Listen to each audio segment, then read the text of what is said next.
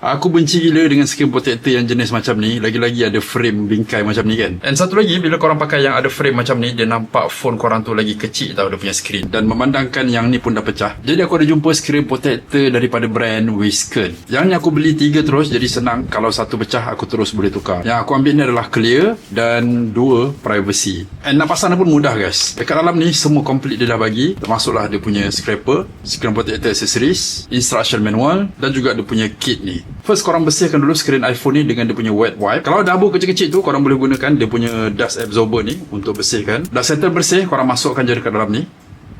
And then korang just tarik je.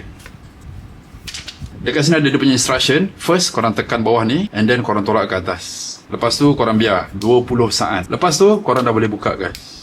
Nice. Kalau macam ada bubble sikit-sikit ni, korang boleh gunakan dia punya scraper ni, tolak je. So yang aku pasang ni adalah jenis privacy. Kalau tengok pada tepi memang nampak gelap, kiri dan juga kanan. Hanya pada depan memang nampak clear. And untuk harga dia pun murah. So lepas ni kalau korang nak tukar screen protector, tak payah lagi nak pergi kedai, buat sendiri je dekat rumah.